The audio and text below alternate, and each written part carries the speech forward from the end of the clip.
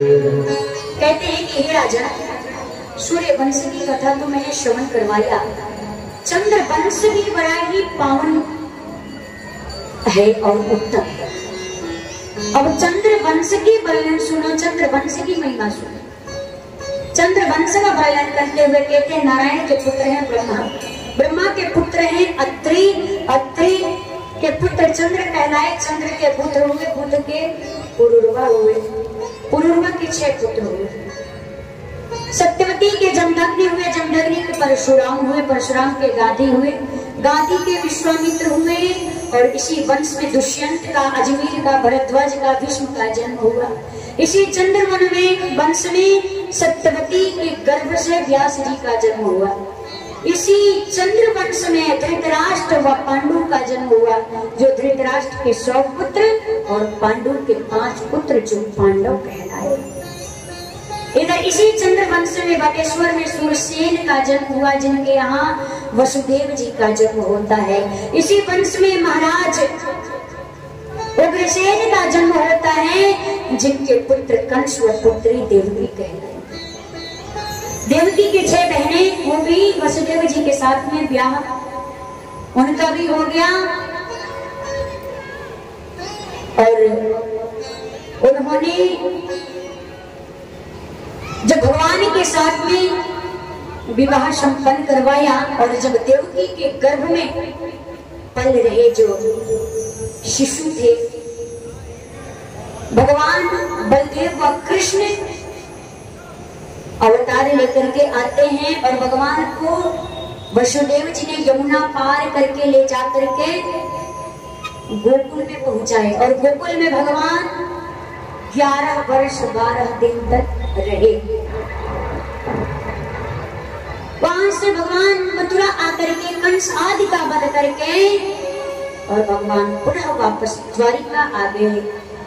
पांडवों के माध्यम से बहुत से असुरों का संहार करा करके, ऋषियों के द्वारा अपनी स्वेच्छा से श्राप दिलवा करके अपने वंश को नष्ट कराते हुए भगवान श्याम सुंदर अपने निज धाम पधारते हैं। बोलिए बाल कृष्ण लाल की। राजा परीक्षित ने कहा कि मुझे भगवान श्री कृष्ण की जन्म की कथा भावपूर्वक सुनाइए। कहते हैं कि एक समय की बात है कि स्वयं कंस अपने बहन देवकी का बड़ा धूमधाम से विवाह किया, और विवाह करके वो जैसे देवकी को विदा करने लगा,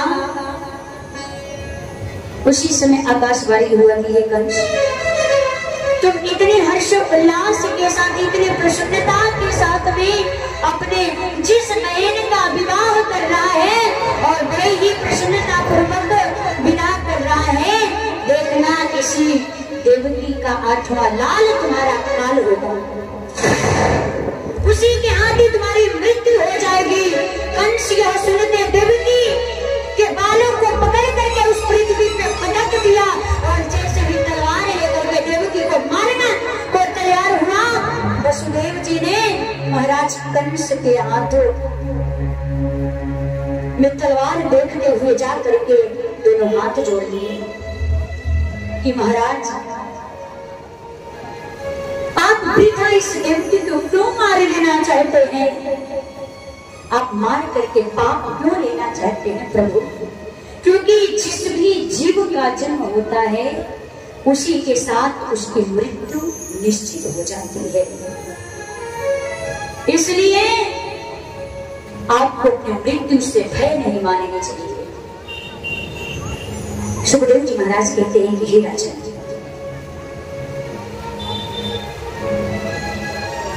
जिस समय पे कंस श्री वसुदेव जी महाराज ने क्षमा याचना किया कि महाराज आप देवकी अपने बहन को जीवन दान दे दीजिए। देवकी ने क्या बिगाड़ा है? देवकी का 8वां लाल आपका काल है, जब उसके गर्भ से जो भी संतान होगी, मैं उन संतानों को ला करके आपको दे दूंगा, आप देवकी को छोड़ दीजिए। कंस ने कहा ठीक है, मैं तुम्हारी बात मान करके छोड़ देता हूँ, लेकिन मेरा एक शर्त है कि जब तक 8वां लाल ना हो जाए तब तक तुम दोनों को हमारे कारागृह में रहना पड़ेगा।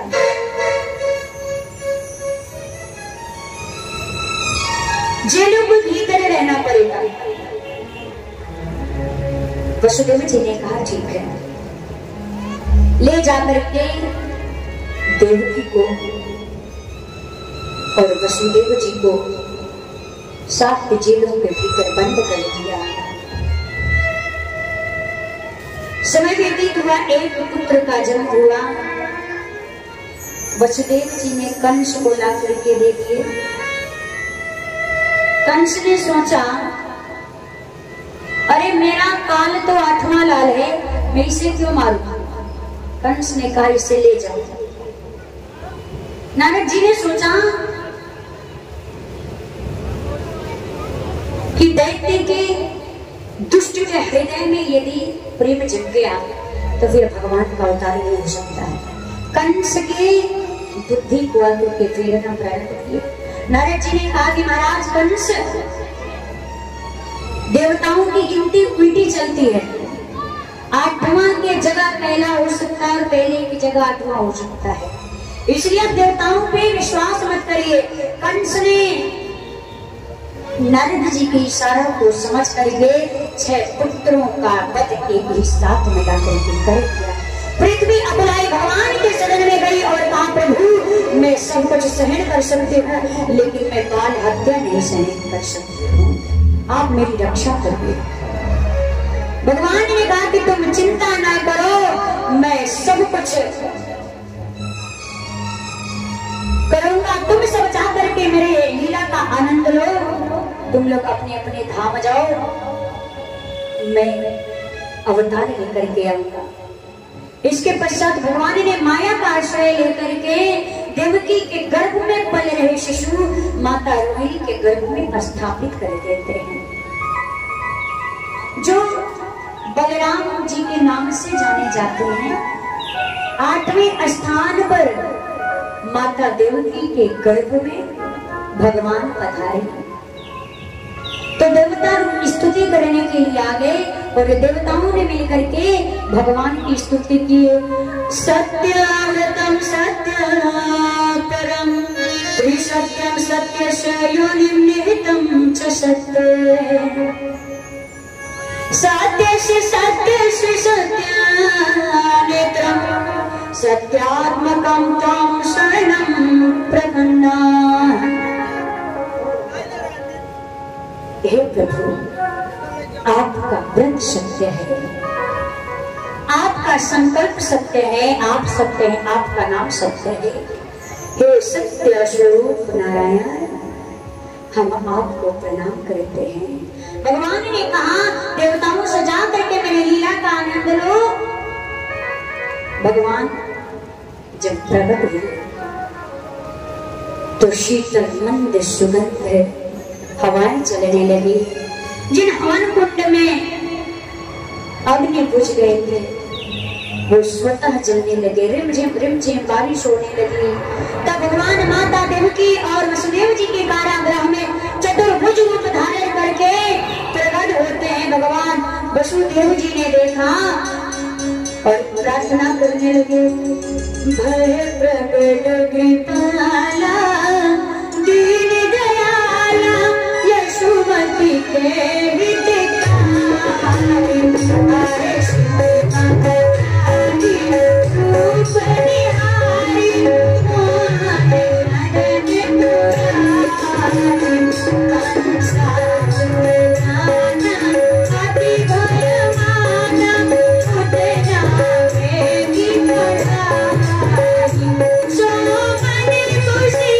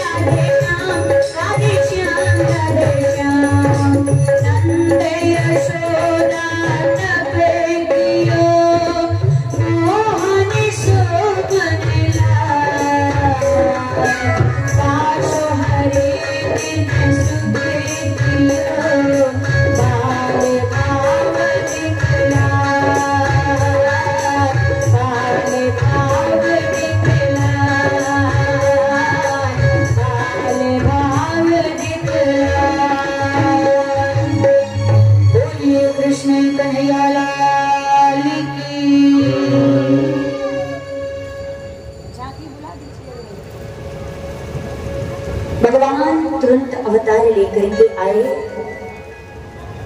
वसुदेव जी ने प्रार्थना की, स्तुति किया। भगवान ने अपने माता पिता से कहा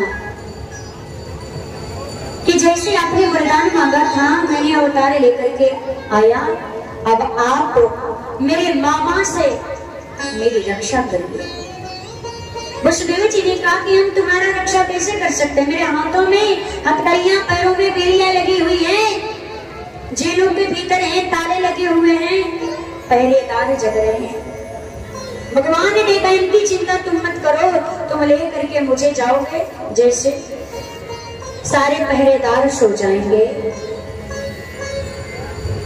सारे ताले खुल जाएंगे और हाथ की हथकड़ियां, पैरों की बेड़ियां खुल जाएंगी। आप ले जाकर के गोकुल में यशोदा जी के पास एक पुत्री का अवतार हुआ होगा, आप उस पुत्री को लेकर के मामा कंस को दे दीजिएगा, मेरा नाम नहीं बताइएगा और मुझे वहां पर सुला कर दिया जाएगा। वसुदेव जी महाराज आज जैसे ही भगवान को लेकर के चले, भगवान शिशु रूप धारण कर लिए, अब चल पड़े। अब वसुदेव जी जब ले करके चले तो रिमझिम रिमझिम बारिश, यमुना जी हिलोर मारने लगी, हिलोर लेने लगी, ऊपर की ओर आने लगी। इधर वसुदेव जी मस्तक में धारण किए हैं और यमुना महारानी हिलोर ले रही है, भगवान के चरण को पकड़ना चाह रही है, भगवान के चरण को स्पर्श करना चाहती है। यमुना का प्रवाह बढ़ने लगा, क्यों? क्योंकि उसका कारण था, यमुना महारानी ने गंगा से, कावेरी से, सरयू से, सरस्वती से, नर्मदा से सबसे कहती है कि देखो देखो मैं कितनी सौभाग्यशालिनी हूँ जो आज मैं अपने पति को बाल रूप में देख रही हूँ। तो यह देखने के लिए सारी नदियां आकर के यमुना जी में एकत्र हो गई, इसलिए यमुना महारानी का प्रवाह और बढ़ने लगा। दूसरा कारण यह था कि यमुना महारानी का प्रवाह इसलिए बढ़ने लगा कि वो अपने पति का चरण स्पर्श करना चाहती थी, इसलिए ऊपर की तरफ बढ़ने लगी, ऊपर की तरफ बढ़ने लगी। भगवान ने कहा तुम्हें लज्जा नहीं आ रही है, ससुर जी के दाढ़ी पकड़े रही हो? दाढ़ी तक जब आ गई तो यमुना महारानी ने कहा अरे ससुर जी की दाढ़ी नहीं पकड़ रही हूँ, अपने चरण तो नीचे करो, जरा मैं चरण स्पर्श कर लूं। तब भगवान ने अपने चरण को नीचे किया तो यमुना महारानी चरण को छू करके फिर शांत हो गए। आज वसुदेव जी गोकुल पहुंचे और उस कन्या सो रही थी, यशोदा जी के पास में लेकर के कन्या को आए और कंस के हाथों में दे दिए और भगवान को वहीं सुला दिए। कंस जैसे ही मारने को उठाया, हाथ से छिटक करके चतुर्भुज रूप धारण कर लेती है और कहती है कि अरे पापी पापी कंस, अरे दुष्ट पापी, तो मुझे क्या मारेगा? तुझे मारने वाला ब्रज में अवतार ले चुका है, तेरा 8वां काल, तू मुझे क्या मारेगा? आज कंस ने सुना, कंस को बड़ा पश्चाताप हुआ। आज महाराज बाबा नंद की 2 बहनें थी, नंदा और सुनंदा। माँ यशोदा के पास उन्होंने देखा कि रोज प्रातः काल माँ यशोदा भाभी जी जग जाती है, आज क्या बात है कि सो रही है। जब जा करके देखी तो भगवान छोटा सा बालक खेलते हुए आज माँ यशोदा के पास दिखाई पड़ रहा है।